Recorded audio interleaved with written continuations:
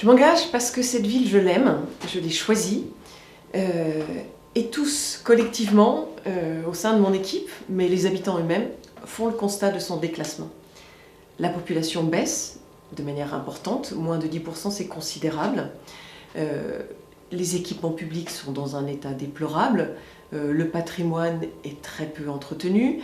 Regardez l'hôpital, les services s'en vont, la municipalité n'a pas réussi à s'y opposer, elle n'a pas réussi à avoir des compensations qui soient intéressantes.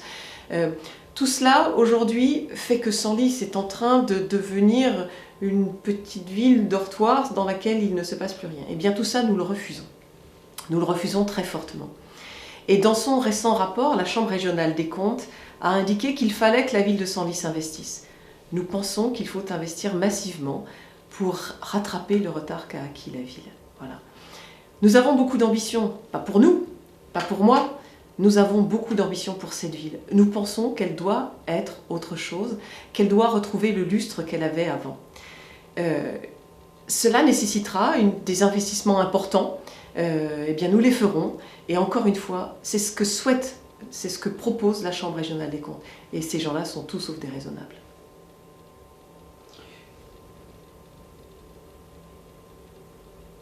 Non, nous n'augmenterons pas les impôts, c'est très clair.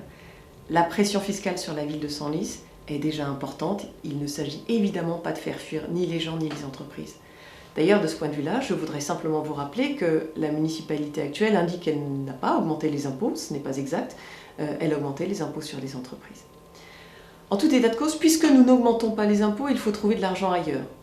Je vous propose deux axes. Le premier, ça sera le développement économique, et le deuxième, il faut faire des économies sur le fonctionnement. Et juste un tout petit point. Le budget de la ville de Senlis, c'est 29 millions d'euros. 24 millions de fonctionnement et 5 millions d'investissement. Eh bien, figurez-vous que pour gérer 29 millions, aujourd'hui, la ville de Senlis ne dispose d'aucun outil financier. Pas de plan pluriannuel des investissements, ça veut dire que d'une année sur l'autre, on ne sait pas ce sur quoi on va investir l'argent des Senlisiens. Et deuxièmement, on n'a aucun outil de contrôle du coût de chaque service au jour le jour, ce que l'on appelle une comptabilité analytique.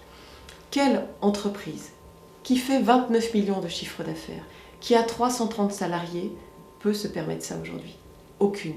C'est vraiment le signe que la ville de Senlis est gérée de manière incompétente.